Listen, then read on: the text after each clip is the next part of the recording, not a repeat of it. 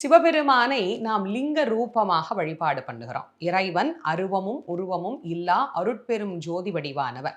அவருடைய வழிபாடு செய்கின்ற போது அந்த சிவபெருமானுடைய லிங்க திருமேனிக்கு பல்வேறு வகையான அபிஷேக திரவியங்கள் கொண்டு நாம அபிஷேகம் செய்கிறோம். ஆனா வருடத்திற்கு ஒரு முறை அன்னத்தை கொண்டு நாம் செய்யக்கூடிய இந்த அன்னாபிஷேகம் அப்படிங்கிறது அந்த சிவபெருமான் லிங்கத்தின் மீது படக்கூடிய ஒவ்வொரு பருக்கையும், ஒவ்வொரு அரிசி பருக்கை இல்லையா, அந்த ஒவ்வொரு சோறுமே ஒரு சிவலிங்கமாக காட்சி தருமாமா. அப்படி உயர்ந்த நாள் தான் ஐப்பசி பௌர்ணமி. அதனால தான் பெரியவங்க என்ன சொன்னாங்க, இப்போ ஒரு சிவலிங்கத்துக்கு நீங்க பார்த்தீங்கன்னா, எத்தனாயிரம் சோறு, எத்தனை லட்சம் சோறு, எத்தனை கோடி சோறு கொட்டி அந்த அன்னாபிஷேகம் செய்யப்படுகிறது.